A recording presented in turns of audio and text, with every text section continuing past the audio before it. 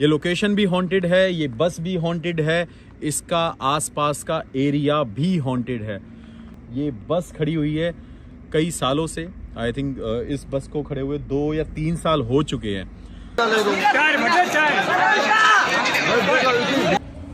कि सिर्फ कपड़े नहीं जले और कुछ इंसान नहीं जले, यहाँ पे 50 की तादाद में लोग जले हैं इस बस के अंदर, एक कैंडल की तरह, जैसे एक मोमबत्ती पिघलती है, ऐसे लोग इसमें जल रहे थे, हाथ निकाल के मदद मांग रहे थे और बाहर निकलने की कोशिश कर रहे थे, इस विंडोज को तोड़ने की। उन्होंने हर एक ट्राई करे लेकिन वो निकल नहीं पाए। मतलब आप सोचिए कि आई थिंक 85 पैसेंजर इस बस के अंदर थे, उसमें से 9 बच पाए थे। बाकी सारे लोग एक दूसरे को जलते हुए देख रहे थे। कुछ आदमी थे, कुछ औरत थी, कुछ बच्चे थे और छोटे छोटे बच्चे बहुत ज़्यादा थे। अब मैं बताता हूँ यहाँ की कहानी। ये बस जा रही थी जयपुर से दिल्ली की तरफ। इस हाईवे पे एक ट्रक के साथ इसका एक्सीडेंट हुआ। दोनों आपस में एक दूसरे के साथ टकराने के बाद जो ट्रक ड्राइवर था वो उसी टाइम ऑन द स्पॉट उसकी डेथ हो गई थी, और जो इसमें कंडक्टर और ड्राइवर बैठा था उसकी भी डेथ हो गई थी।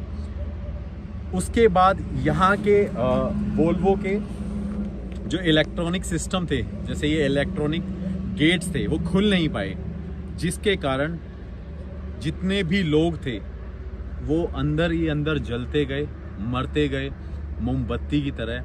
शीशे तोड़ने की कोशिश करी, नहीं तोड़ पाए। और आपने देखा था, जब मैं पीछे आपको दिखा रहा था, वो जो बैक एरिया था इस बस का वो पूरा लोहे का था, स्टील का था, और वो भी नहीं टूट सकता था। कोशिश करी यहाँ के गांव के लोगों ने बचाने की, डीएम, आईएएस, आईपीएस ऑफिसर, हर एक इंसान ने अपने अपने तरीके से यहाँ पे मदद करी लोगों को बचाने की, लेकिन फिर भी लोग नहीं बच पाए।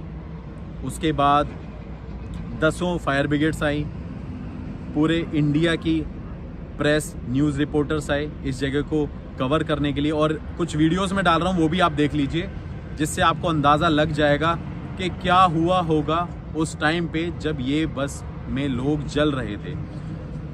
उसके बाद क्या हुआ कि लोग जल गए, मर गए, सब कुछ हो गया। ये बस हाईवे पे खड़ी थी, इस बस को कोई लेके जाने वाला नहीं था। कई सारे जेसीबी के ड्राइवरों ने मना कर दिया इसको ले जाने के लिए। उसके बाद एक जेसीबी के ड्राइवर ने आई थिंक 10,000 रुपये लिए थे और इसको यहाँ पे छोड़ दिया। आप सोचो क्यों ये बस यहाँ पे खड़ी है, आप ये सोचो क्यों अभी तक पुलिस वाले इस बस को लेके नहीं गए। और जिस जगह पे ये एक्सीडेंट हुआ था वहाँ पे बहुत हवन कराए, पूजा कराए, तब जाके कुछ चीज़ें नॉर्मल हो पाई, लेकिन पूरे तरीके से नहीं। यहाँ पे लोगों को आज भी जलते हुए लोग दिखाई देते हैं, चीखते हुए बच्चे दिखाई देते हैं, भगते हुए आदमी दिखाई देते हैं इस पूरे हाईवे पे और इस बस के आगे। दिन में यहाँ पे फिर भी लोग गुजर जाते हैं जिनके खेत हैं, लेकिन कभी कोई यहाँ पे आने की हिम्मत नहीं करता। अब मैं यहाँ पे क्यों आया, उसका कारण ये है कि यहाँ पे बताते हैं कि काफ़ी टाइम से गांव के लोगों ने आसपास जो घिलोई चौराया है, यहाँ पे लोगों ने इस बस से वहाँ तक चीखने की, चिल्लाने की आवाज़ें सुनी हैं। भूत प्रेत आत्माएं, जैसा कि गांव के लोग कहते हैं और मानते हैं, और ऐसा होता भी है, वो लोगों को दिखाई देते हैं। उनको ऐसा लगता है कि इस जगह पे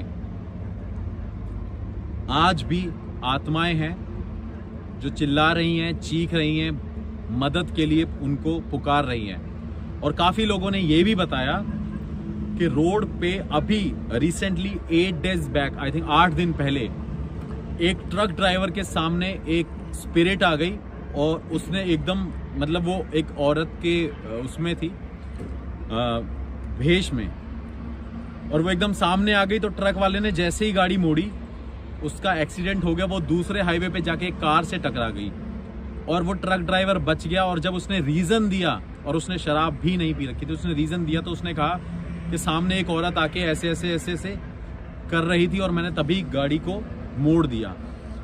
फिर गांव के लोग और डरने लग गए। इस वजह से मैं आज यहाँ पे आया हूँ इस लोकेशन को फिर से इन्वेस्टिगेट करने और देखने क्या वाकई में इस बस में आज भी आत्माएं हैं जो भटक रही हैं।